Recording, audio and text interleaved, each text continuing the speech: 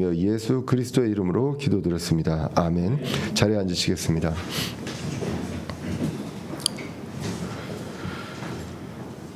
오늘은 로마서 3장 1절에서 8절 말씀을 통해서 하나님은 진실하시되라는 제목으로 말씀을 살펴보고자 합니다. 우리가 이제 로마서를 읽어가고 있습니다. 계속 말씀드리지만 주후 57년경에 사도 바울이 고린도 지역에 있으면서 기록한 것으로 알려져 있습니다. 하나님께서 하나님의 사람 바울을 사용해서 로마의 교회에 보내는 편지입니다. 바울 입장에서, 인간적인 바울 입장에서는 아직 만나보지 못한 그런 교회입니다. 대부분의 그 바울의 서신서를 보면은 바울이 그 지역을 방문했거나 또는 그 교회를 바울을 통해서 세워진 그 교회에 다시 이제 편지를 보내는 그런 식이라면, 로마서는 바울에 의해서 세워지지도 않았고요. 그리고 한 번도 보지 못한 그런 로마 교회 성도들에게 편지를 보내게 됩니다. 그래서 이제 바울에 대한 바울이 사도임을 분명히 밝히는 그 내용이 이제 1장에 나오게 되고, 또 이 복음에 대해서도 이야기를 하게 됩니다. 그리고 이제 이 복음을 누구나 분량대로 선포할 수 있다. 바울도 그런 면에서 나는 준비가 되었다. 나는 기쁘게 또 복음을 부끄러워하지 않고 전할 수 있다라고 이야기를 하게 됩니다. 왜냐하면 이 복음은 어떤 사람이 정리해가지고 사람의 어떤 논리적인 말과 지식 체계를 통해서 전해지는 것이 아니라 하나님의 권능 그 자체라고 이야기를 합니다. 그래서 복음은 믿는 모든 사람을 구원에 이르게 하는 하나님의 권능이다라고 이야기를 합니다. 그래서 아무리 어눌하고 말이 서투르고 논리가 없어도 그 복음이 전해질 때 하나님의 권능을 통해서 사람이 이제 구원에 이르게 된다라는 것입니다. 그래서 그 내용이 이제 1장에 나오고 1장 18절부터 이제 2장 마지막까지는 하나님께서 유대인이건 이방인이건 공정하게 공평하게 심판하신다. 모두가 죄인으로서 심판을 받아야 한다라는 내용이 나오게 됩니다. 여기서 보시면 이방인들은 예수 그리스도를 몰라서 믿지 못했느냐?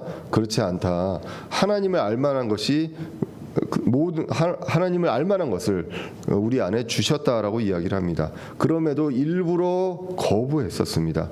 그래서 하나님을 거부했을 때, 창조자를 거부했을 때 그때는 자신만의 길로 가게 된다. 그 죄의 길로 갈 수밖에 없다라는 내용들이 이제 나오게 됩니다. 그래서 이것에 대해서는 유대인이건 이방인이건 모두가 상관없이 이제 그 심판을 받게 된다라는 것입니다. 전체적으로 보면요, 로마서 1장부터 시작해서 3장 20절까지는 사람에게 구원이 필요한 이유에 대해서 이야기를 합니다. 그러면서 이제 구원이 필요한 이유를 얘기하면서, 왜 구원이 필요하냐? 우리가 죄인이기 때문에, 누구나 다 죄를 짓는 죄인이기 때문에, 그리고 이 죄의 결과는 심판이다. 그래서 심판은 하나님께서 어떻게 하시는 거냐? 심판은 갚으신다고 이야기를 했습니다. 그 행위대로 갚으시는 그 심판이 있기 때문에 이 모든 것들을 통해서는 그리스도가 아니면 모두 다 죄에 빠져서, 죄의 수렁에 빠져서 있다가 결국은 지옥을 갈 수밖에 없습니다. 그렇기 때문에 구출됨이 필요합니다. 그래서 이 구원에 대한 부분들이 3장 20절까지 나오게 되고, 그리고 이제 이 내용들을 보면 유대인이건 이방인이건 모두 구원이 필요하다는 것입니다. 이방인들은 구원이 필요하고 유대인들은 이미 이런 것들에 대해서 이미 넘어선 사람들이고 선택된 사람들이냐라는 것이 아니다라는 것입니다. 당시에는 유대인들은 그렇게 알고, 그렇기 때문에 유대인들은 자신들이 하나님으로부터 율법을 직접 받은 유일한 민족이고, 또 할례를 통해서 구별된 민족이기 때문에 우리는 다르다.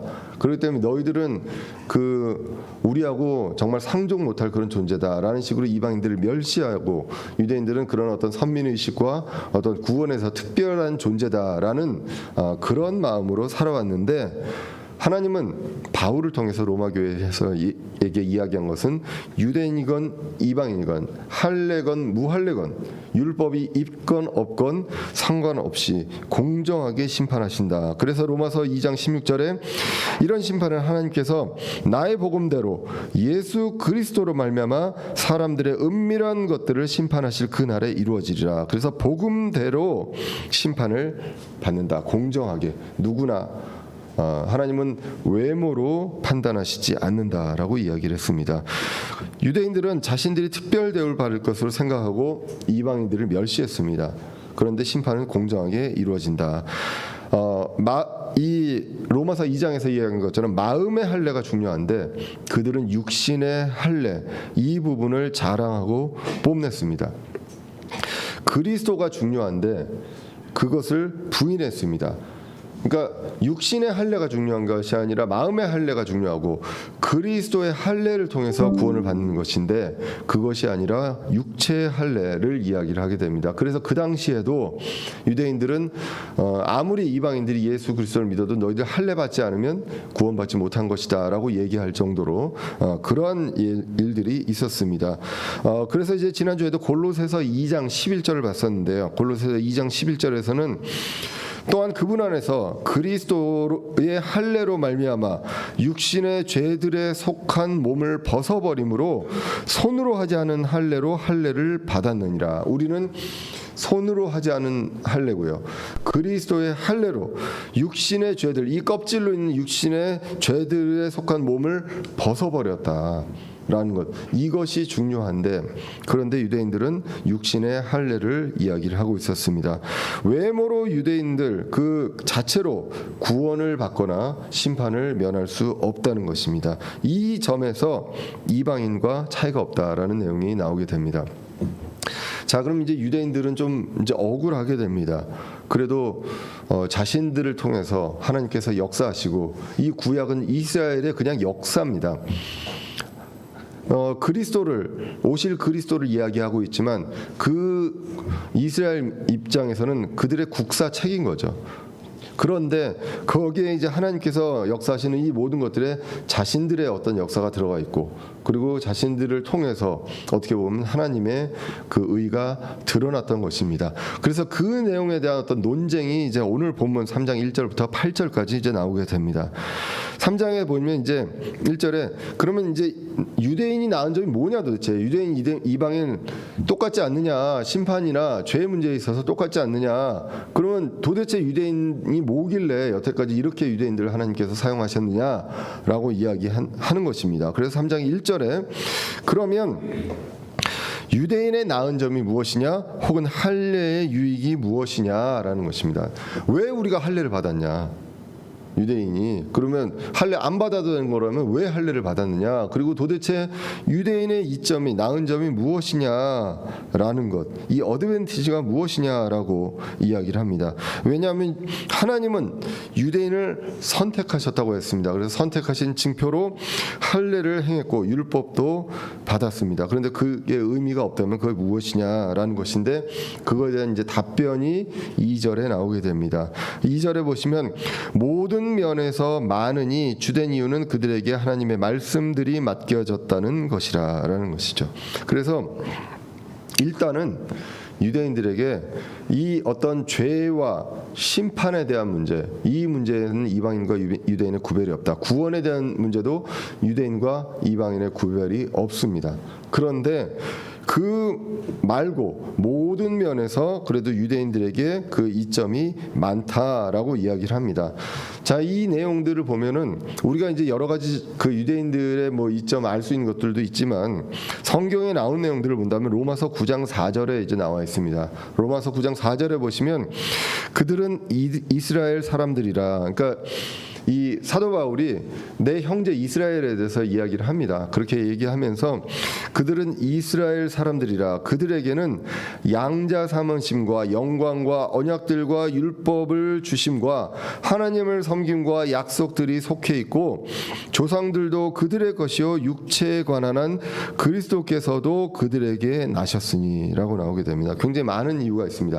민족적으로 양자 삼으심 그러니까 우리가 지금 구원받은 사람들은 1대 1대1로 그 한 사람 한 사람이 양자 삼으심이라면 그 당시에 이제 민족적으로 양자 삼으시고 그리고 영광이 있었고 언약들이 있었습니다. 그리고 율법을 주셨고 그리고 하나님의 약속이 그 아브라함과 이삭과 야곱의 그 약속이 이제 있었습니다.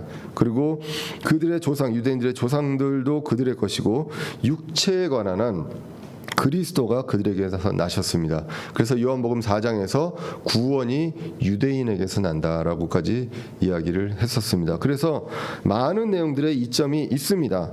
그런데 주된 이유가 무엇이냐라고 보면 그것은 하나님의 말씀들을 맡겼다라는 내용이 이제 오늘 그 2장에 나오게 됩니다. 다른 거 다 떠나서요. 모든 것들 다 결과적으로 심판도 구원도 이런 부분들도 이방인들이나 유대인들이나 같이 그리스도를 믿음으로써 받게 되는 그런 구원 이런 것들이 다 똑같지만 그래도 유대인들에게는 하나님의 말씀들이 맡겨졌다라는 것입니다. 신명기 4장 7절 이하에서 보시면 이렇게 기록됩니다. 주 우리 하나님께서 우리가 그분을 부르며 구하는 모든 일에서 우리에게 가까이 계신 것 같이 그들에게 가까이 계셨습니다. 그래서 하나님을 자기들에게 가까이 모신 그런 큰 민족이 어디 있느냐라는 것이죠. 이날 내가 너희 앞에 두는 이 모든 율법과 같이 의로운 법규와 판단의 법도를 가진 그런 큰 민족이 어디 있느냐? 없다라는 것입니다. 그래서 이 민족들밖에 없다. 그래서 그 말씀들을 받고 그리고 그들은 그 말씀들을 기록하고 그리고 이거를 사본을 만들기 위해서 필사하고 그리고 보존해 왔습니다. 성경을 말씀을 온전하게 보존해 왔습니다. 그 사람을 통해서 그 유대인들을 통해서 이러한 것들을 하셨다라는 것입니다. 그래서 이런 것들을 위해서 유대인들에게는 특별하게 지혜도 주시고 그들을 지키셨습니다. 지금까지도 이 세상에서 가장 뛰어난 민족하면 유대인이고요. 그리고 세상의 경제, 문화, 예술 모든 것들을 그 장악하고 있는 것이 바로 유대인들입니다. 그런데 그 유대인들이 그러면 얼마나 그 강력한 민족이었냐? 그렇지 않고 하나님의 택하신 이유는 다른 데 있었습니다. 신명기 7장 6절 이하에서 보시면 너는 주 내 하나님께 거룩한 백성이라 주 내 하나님께서 지면 위에 모든 백성들 위로 너를 높여 자신에게 특별한 백성으로 택하셨는데 주께서 너희를 친히 사랑하시고 너희를 택하신 것은 너희가 다른 백성보다 수가 더 많기 때문이 아니니라. 너희는 모든 백성들 중에서 수가 가장 적으니라.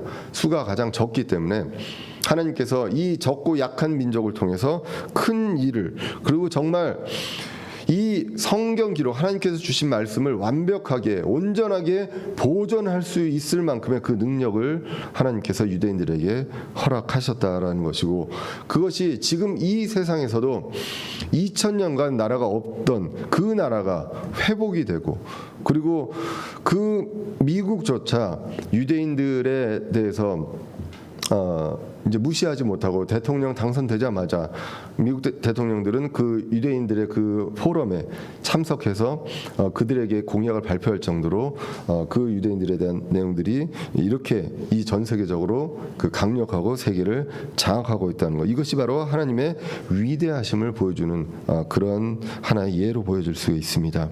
자, 그래서 다시 한번 얘기하지만 가장 주된 이유는 유대인들의 가장 주된 이점 무엇이냐라고 하면 하나님의 말씀들이 맡겨졌다라는 것이죠. 근데 이 말씀들에서 나온 그 영어 성경에 보시면 우리가 보통 하나님의 말씀들 하면 words of God 이렇게 얘기합니다. word.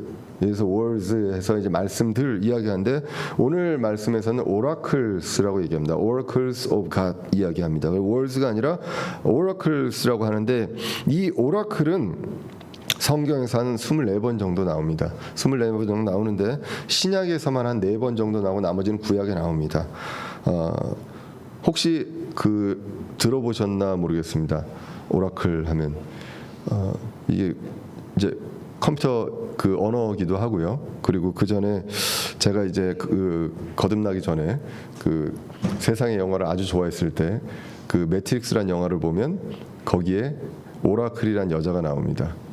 그래서 제가 그때 사전을 찾아본 적이 있었습니다. 그래서 오라클 사전을 찾아보니까 지성소였습니다. 예. 그런데 이 지성소라는 건데 그 구약에서는 이 오라클이 단수를 나오고요. 신약에서는 다 모두 다 오라클이 복수를 합니다. 오라클스 이렇게 나오거든요. 자, 단수일 때 그 구약 성경에서는 다 이렇게 번역을 했습니다. 하나님께서 말씀하시는 곳. 그러니까 지성소 내에서 지성소 하나님께서 말씀하시는 곳 이렇게 나오게 됩니다. 그래서 하나님께서 직접 말씀하시는 그 곳을 이야기를 했었습니다. 열왕기상 6장 16절에 보시면 또 그 집의 옆면에 마루와 벽들 20규빗을 백향목 널빤지로 짓되 곧 내부에 있는 것 하나님께서 말씀하시는 곳 즉 지성소를 위해 그것들을 지으니라.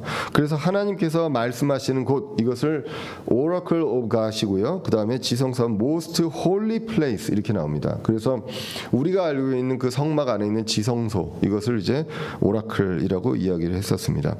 자, 신약에서는 이거를 Oracles of God 해서 하나님의 말씀들이라고 얘기합니다. 그래서 이 Oracles를 쓴다는 것은 무엇이냐면 하나님께서 직접 말씀을 주셨다라는 그 의미를 강조하기 위해서 유대인들에게 하나님께서 직접 말씀하셨다라는 거죠. 말씀을 기록하게 하셨고 말씀을 직접 주셨다라는 것입니다. 그래서 이교도들한테는 이거를 이제 신탁이라는 얘기도 합니다. 그래서 신전에 가서 직접 계시를 듣고 그거를 가지고 전하는 것 이렇게도 이제 이야기를 하는데 여기서는 이제 하나님의 말씀들 직접 그 주신 그런 하나님의 말씀들로 이야기를 합니다. 그래서 이제 신약에 나온 용례를 보면 사도행전 7장 38절에 나옵니다. 먼저 7장 38절에 나오는데 모세에 대해서 이야기하면서 나옵니다. 모세에 대해서 이야기하면서 광야에 있던 교회 성막이죠. 광야에 있던 교회에 있으면서 살아있는 말씀들을 받아 우리에게 주던 자라고 나오는데 이 사람이 이제 모세라고 나오면서 여기서 말씀들을 오라클스 이렇게 얘기합니다. 그리고 이제 오늘 본문이 나오고요. 유대인과 관련된 거죠. 유대인들에게 이렇게 주셨고 그리고 히브리서 5장 12절에도 나옵니다. 히브리서는 우리가 알기로 이제 유대인 크리스찬들에게 그 주는 그 보내는 그 사도 바울의 이제 편지입니다. 그래서 그들에게 이야기하면서 히브리서 5장 12절에 너희들이 이미 성장했어야 하는데 아직까지도 하나님의 말씀들의 기초 원리를 배워야 하는 그 수준에 있다라고 이야기를 하면서 하나님의 말씀들을 얘기할 때 Oracles of God 이렇게 얘기합니다. 그리고 이제 또 한 가지가 마지막으로 한 번 더 나오는 게 베드로전서 4장 11절. 우리가 이제 베드로전서도 이제 작년에 이제 살펴봤었는데요. 4장 11절에 뭐라고 나오냐면 누구든지 말하려거든 하나님의 말씀들을 말하는 것 같이 하고 누구에게 말을 할 때 내 말을 하는 것이 아니라 하나님께서 주신 말씀을 직접 받아서 전하는 것처럼 해라. 라는 것입니다. 그래서 제가 이 말씀을 전할 때 뭐라고 했냐면 위탁 받은 대로 전해라 라는 내용들을 이야기를 했거든요. 그래서 이것처럼 하나님의 말씀들 Oracles of God입니다. 자, 그래서 하나님의 말씀들을 그대로 받아서 전하는 것처럼 그러니까 하나님의 말씀이 직접 전해진 그 말씀 이거를 강조할 때는 Words of God이 아니라 Oracles of God 이렇게 얘기합니다. 자, 그래서 유대인들에게는 장점인데 무엇이냐? 하나님의 말씀들이 맡겨졌다라는 것입니다. 그래서 그들은 그거를 정말 열심히 기록하고 또 필사해서 사본도 만들고 그거를 그 이제 두루마리에 그 보존해서 오는 그러한 그 임무를 가졌습니다. 이것만 해도 유대인들에게 굉장히 감사한 일이다라는 것이죠. 자, 그리고 이제 두 번째 논쟁이 나옵니다. 유대인이 나은 점이 있는데 그런데 그들이 믿지를 않는다. 유대인들은 굉장히 유리한 그 상황에 있지 않습니까? 하나님도 알고 하나님이 기적도 보이셨고 하나님이 그들의 역사에 함께 하셨고 이것이 정말 기록된 역사로 본인들에게 있기 때문에 하나님을 모르지 않고 율법을 모르지 않고 할례가 있습니다. 그런데도 믿지 아니하면 어찌하리요라는 것이죠. 그래서 3장 3절에 보시면 그런데 어떤 자들이 믿지 아니하였으면 어찌하리요? 그들의 믿지 아니함이 하나님에 대한 믿음을 무효로 만들겠느냐라는 것입니다. 그래서 그들이 믿지 않는다고 해서 하나님에 대한 믿음 자체가 무효가 되겠느냐라는 내용입니다. 유대인을 보고 유대인들이 어떻게 하는지를 보고 우리가 하나님을 믿고 안 믿고 그리고 하나님에 대한 믿음이 무효가 되겠느냐라는 질문을 이제 하게 됩니다. 그래서 거기에 대한 답변이 이제 4절에 나오게 됩니다. 결코 그럴 수 없느니라. 이것을 이제 영어 성경에서는 God forbid 이렇게 얘기합니다.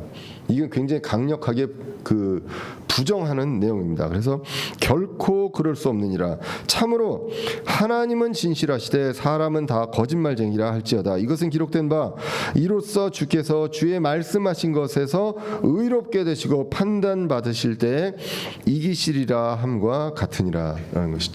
굉장히 유명한 말씀입니다. 하나님은 진실하시되 사람들은 거짓말쟁이다. 결국 오직 하나님만 진실하시다.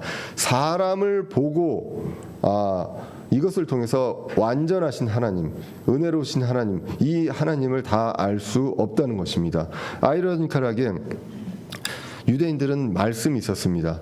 그 말씀을 완전히 소화하고 뿌리내렸다면 사실은 유대인들을 통해서 하나님을 볼 수가 있어야 하지만 그런 사람들이 완전히 없기 때문에 유대인들을 통해서 이런 것들이 하나님의 믿음 이것이 무효가 되느냐? 결코 그럴 수 없다. 왜냐하면 진실하신 분은 하나님밖에 없다. 만약에 이 세상에 정말 인간으로서 하나님처럼 완전히 진실한 사람이 있다면 그 사람을 통해서 정말 하나님의 모든 것이 나타날 수 있겠죠. 그런데 그렇지 않다. 단 한 사람도 없다라고 이야기를 합니다. 그래서 사람은요 믿음의 대상이 아닙니다. 우리가 진실해야 믿을 수 있지 않습니까? 그래서 믿음의 대상이 아니라 사랑의 대상이라는 것입니다. 이해해야 되고 긍휼히 여겨야 되는 대상이지 결코 그 사람을 100% 신뢰할 수 있는 그런 대상이 아니다. 유명한 사람의 말도 그리고 목회자의 말도 마찬가지입니다. 모두 옳은 것이 아닙니다. 그 어떤 목회자도 100% 하나님의 말씀에서 난 이 목회자가 제일 옳다, 모든 것에서 완벽하게 옳다라는 사람이 없다라는 것입니다. 그래서 이 베레아 사람들처럼 말씀을 듣고 그 말씀이 그러한가 살펴보는 것, 이것이 성도들에게는 굉장히 중요하고 사람에게 의지하면 안 된다는 것입니다. 그래서 늘 제가 기도하면서 말씀드리지만 말씀 전에 기도하는 것 제 간절한 정말 기도입니다. 개인적인 기도라고 보시면 됩니다.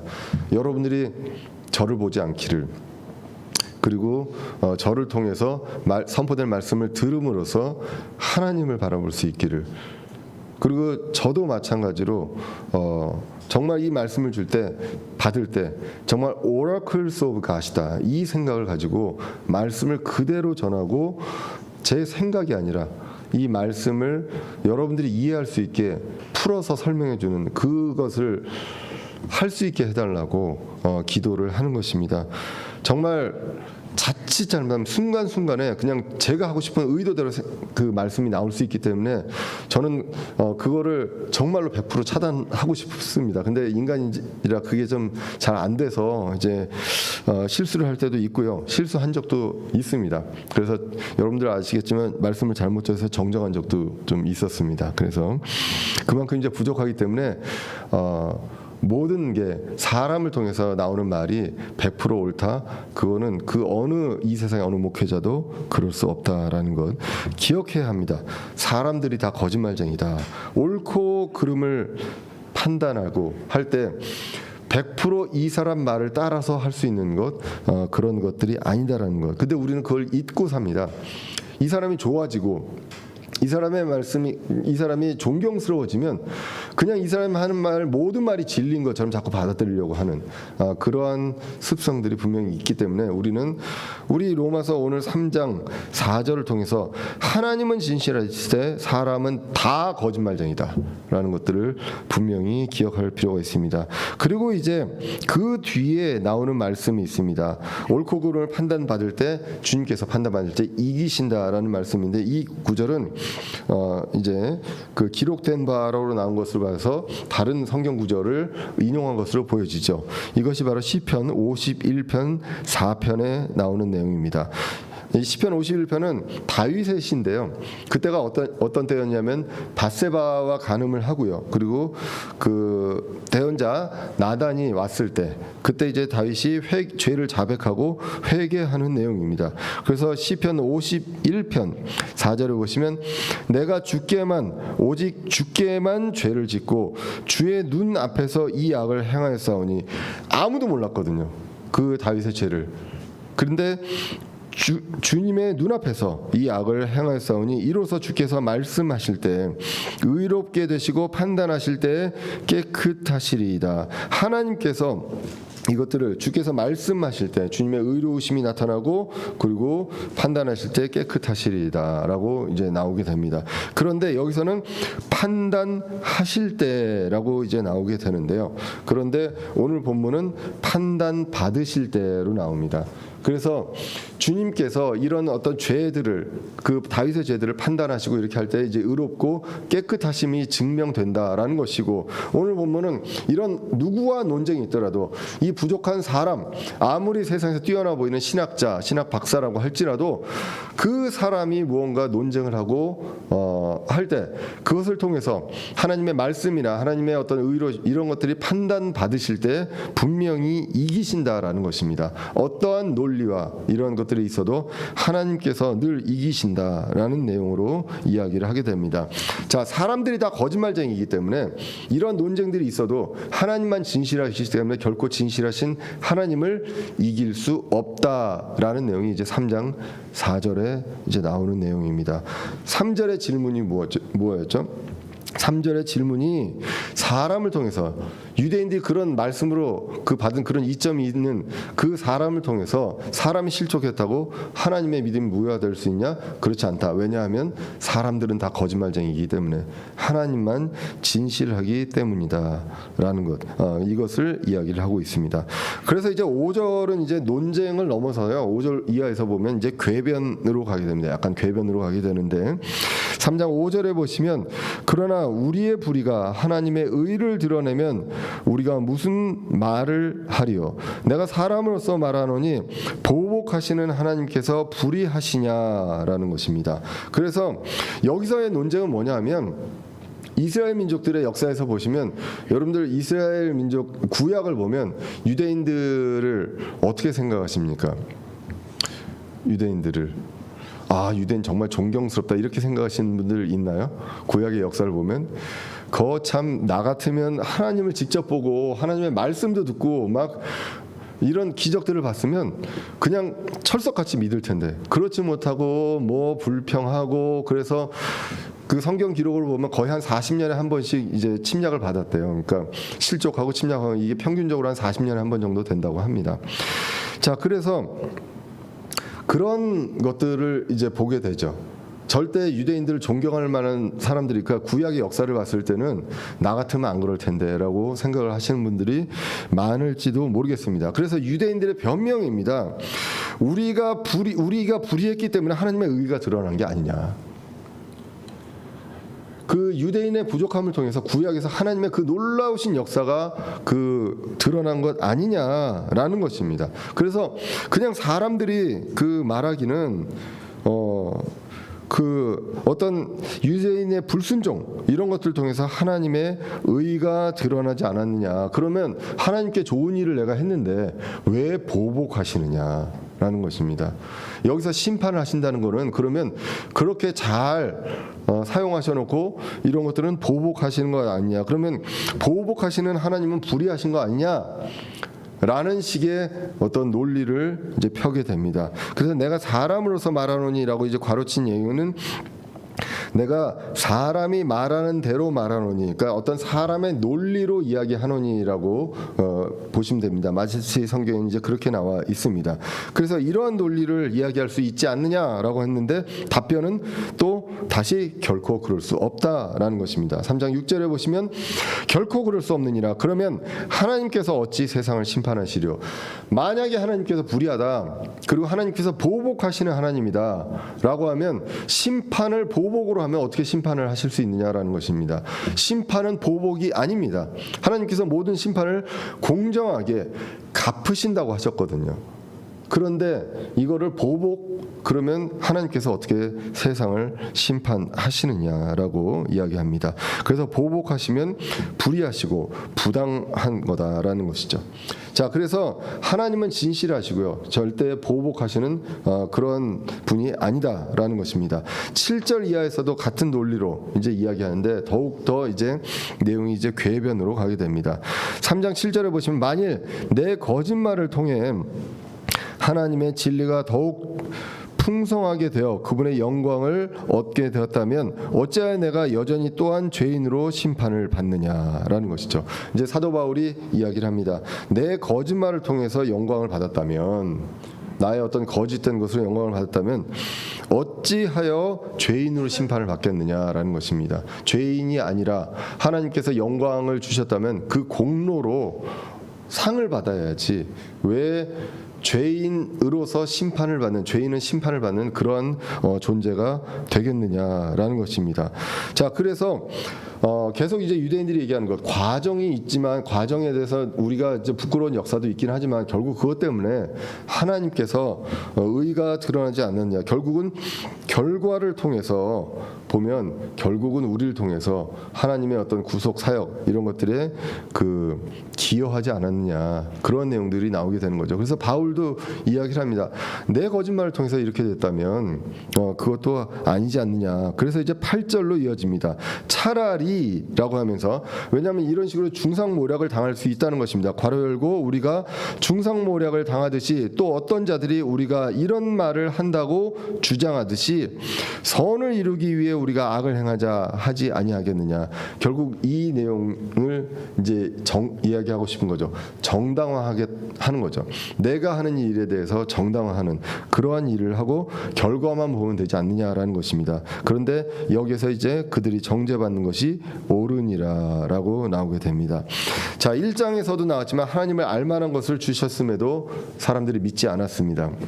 이방인들뿐만 아니라 유대인들도 그리스도를 부인합니다. 그리고 죄들을 범하게 됩니다. 그리고 유대인들은 그것에 대해서 뭐라고 그러냐, 하나님의 의가 드러나기 위해 우리 유대인들이 사용되었다, 우리는 그 역할을 한 것이다. 그래서 이방인은 몰라도 우리 유대인들은 그래도 그 특별 대우, 다른 것들로 받아야 되지 않느냐라는 그런 논리입니다. 왜냐하면 2장까지 나온 내용으로 보면은 이방인, 유대인 다 똑같이 죄인으로서 심판을 받을 수밖에 없다. 그리스도가 아니라면 모두 다 죄인으로서 심판을 받고 그 심판은 그 행한 대로 갚으신다라고 이야기를 했기 때문입니다. 자, 그래서 그렇다면 차라리 선을 위해서 악을 행하자라고 주장하는 거랑 뭐가 다르냐. 내가 과거에 이러한 일들을 통해서 하나님께서 모든 것들을 그 은혜롭게 하시고 또 그리스도가 이 세상에 오시고, 아담이 죄를 지었기 때문에 그리스도가 이 세상에 오시고, 그리고 모든 그 사람들을 예수 그리스도의 십자가를 통해서 이제 구원하시는 그 계획을 세우셨기 때문에 그 의로운 그 계획들에 있어서 유대인들의 역할이 있지 않느냐라는 내용들이 이제 나오게 되는 것입니다. 그래서 결국은 여기서 얘기하는 거는 과정은 어떻든 간에 우리가 잘못은 알겠는데 과정은 어떻든 간에 결과만 괜찮으면 좋지 않느냐. 이게 이제 5절에서 이제 8절까지 나오는 내용입니다. 그것들로 이제 그 궤변으로 정당화하려고 하는데 그 답변이 8절에 정죄받는 것이 옳다. 어떠한 행위든 간에 그 과정이 잘못되면 그것은 정죄받는 것이 옳다라는 것이 이제 8장 마지막에 나오게 됩니다. 우리가 성경의 역사를 보면 파라오도 있었습니다. 그리고 느부갓네살도 있었고요. 로마 제국도 있었습니다. 그리고 특별히 예수님 십자가 달리는데 1등 공신이 누굴까요? 가롯 유다가 있죠. 그래서 사람들이 많이들 얘기합니다. 가롯 유다는 무슨 죄냐. 가롯 유다가 아니었으면 예수님께서 십자가에 달리시지도 않을 것이었고, 그러면 그렇게 해서 가롯 유다가 지옥을 간다면 이게 과연 그 하나님의 어떤 구속사에게 무슨 논리냐, 이런 얘기들 많이 들어보셨는지 모르겠지만 저는 이제 좀 들어봤었거든요. 그래서 이 사람들이 다 하나님의 구속사역의 일부라면 이 사람들도 역할을 한 게 아니냐. 라는 내용입니다. 그런데 이제 우리가 알 것은 특별히 이제 이 세상의 모든 이런 존재들은 공중의 권세 잡은 자들이라고 이야기를 합니다. 그래서 이런 세상에서 하나님께서는 구속 사역을 해서 민족을 지키시고 그리고 그러한 방해와 그 공격 속에서 이제 하나님께서 메시아를 이 땅에 주시고 구속 사역을 이루셨다고 이제 보는 것입니다. 그렇기 때문에 가룟 유다에 대해서 얘기할 때 성경은 분명하게 얘기합니다. 요한복음 6장 70절에 그는 마귀라고 이야기합니다. 12 중에 이 하나는 마귀다라고 이야기하고 요한복음 17장에 보면 예수님께서 그 멸망의 아들이라고 얘기합니다. 예, 그렇기 때문에 가룟 유다는 마귀입니다. 마귀로서 역할을 했던 것이지 어떤 하나님의 구속 사역을 위해서 그 어떤 범죄한 사람들, 이 범죄한 사람들을 사용해서 했다라는 그런 논리가 맞지 않는다. 그렇게 성경을 해석하면 안 된다는 것입니다. 결과뿐만 아니라 방법 모두 진실해야 한다는 것, 의로워야 한다는 것. 그런 분은 단 한 분밖에 이 세상에 없었습니다. 바로 예수 그리스도셨습니다. 예수님께서는 모든 율법을 지키셨습니다. 그리고 모든 것들 방법도 모든 것들 다 공정하게 그리고 성경에서 구약 성경에서 예언한 그대로 모든 것들을 이루셨다는 것입니다. 로마서 6장 1절에 보시면 그런즉 우리가 무슨 말을 하려 은혜가 넘치게 하려고 우리가 죄 가운데에 거하겠느냐 결코 그럴 수 없느니라 죄에 대하여 죽은 우리가 어찌 그 가운데에서 살리오라고 얘기합니다. 그래서 은혜 가운데 넘치려고 우리가 죄를 더 짓느냐 죄가 있을수록 은혜가 더 크니까 그렇지 않다. 우리가 구원받은 우리라면 이제는 우리가 살아야 된 도리가 있는 것이죠. 그래서 우리가 죄를 짓고 더 은혜를 크게 느끼고 죄를 짓고 다시 회개하고 은혜를 더 크게 느끼고 이러한 삶을 사는 것이 아니라 우리가 죄를 짓지 않는 그런 성령의 열매를 맺는 그렇게 성장하는 삶으로 살아가야 되는 것이 그리스도인들의 도리다라는 내용까지 이제 나오게 됩니다. 자, 그래서 계속 이야기하는 것은 결과가 좋다고 과정이 이제 좀 부정해도 되느냐 이제 그렇지 않다라는 것. 신자는 하나님의 방법으로 과정도 진실하게 되어야 한다는 것입니다. 디모데후서 2장 5절에 보시면 또한 사람이 우승하려고 애써도 적법하게 애쓰지 아니하면 관을 얻지 못하며라고 나옵니다. 적법하게 해야 합니다. 그래서 하나님의 영광을 위해서 우리가 복음을 전하기 위해서 범법을 했다 안 된다는 것입니다. 예수님은 그렇게 하시지 않았습니다. 예수님은 어떠한 경우에도 범법하지 않았습니다. 그런데 이제 우리는 이야기합니다. 뱀처럼 지혜로우라라는 얘기들을 이제 많이 하거든요. 근데 그 말씀들을 보면 마태복음 10장 16절에 보시면 보라 내가 너희를 보내는 것이 양을 이리들 가운데로 보내는 것과 같도다. 그러므로 너희는 뱀같이 지혜롭고 비둘기같이 무해하라. 원래 이제 개혁성경에서는 이것을 순결하라, 비둘기처럼 순결하라고 합니다. 그래서 근데 사람들은 그 앞에 구절만 보고 뱀처럼 지혜로우라고만 얘기합니다. 이럴 때는 거짓말 좀 해도 되고 이럴 때는 좀 뭐 해도 되고 다 이게 하나님의 어떤 영광을 위해서 하는 일이다 아니라는 것입니다. 뱀처럼 지혜롭고 비둘기처럼 무해해야 한다는 것. 그것을 이야기하고 있습니다. 어떤 신자들은 고지식할 정도로 남들은 그렇지 않다 하더라도 융통성이라고 없다고 할지라도 고지식할 정도로 법을 지키고 그리고 규정을 지키고 나라의 어떤 요구하는 것들을 따르면서 복음을 전해야 하는 것, 이것이 바로 신자의 도리임을 오늘 본문을 통해서도 봅니다. 유대인들은 반론하지만 유대인들이 억울하다 궤변하지만 그러나 유대인들도 똑같은 죄인으로서 심판을 받게 된다라는 것. 그들에게 장점도 좋은 점도 있지만 그것들이 그 구원에 대한 부분들을 대해서 특권을 주시지 않는다라고 성경이 이야기를 합니다. 모두가 다 자기 중심적으로 해석하는 것이 사람의 어떤 그 자연스러운 그런 생각입니다. 자신에게 유리하게 얘기하고 거기에 거짓도 들어가고 궤변도 들어갑니다. 목사들도 그렇고요, 정치가들도 그렇고 자기가 잘못한 것에 대해서 인정하기 굉장히 어려워합니다. 목사님들도 그렇고요.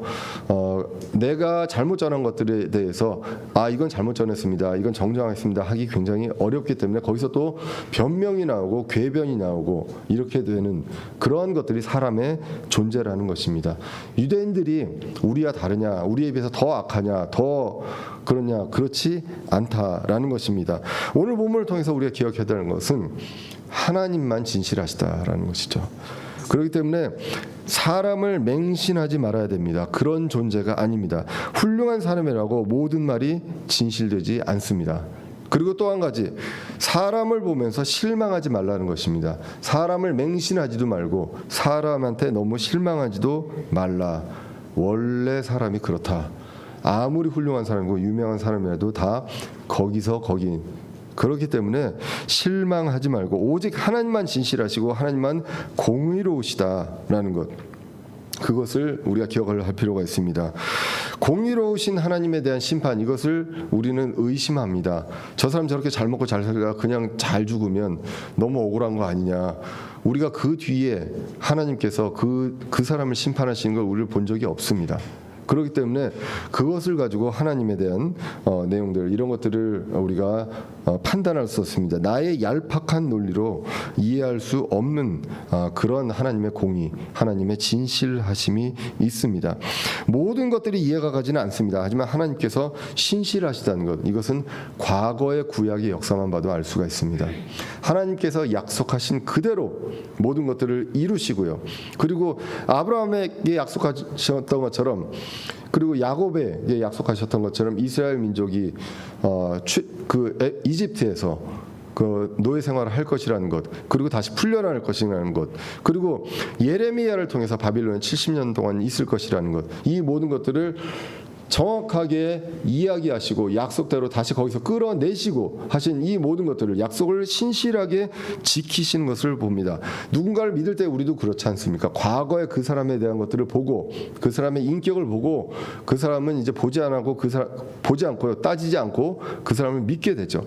하나님도 우리 구약 성경을 보고 그 약속을, 모든 것들을 지키신 그분을 보면서 그분의 신실하심을 기억하고 믿게 됩니다. 그렇기 때문에 우리는 이제 앞으로 오실 하나님도, 예수 그리스도도 믿게 됩니다.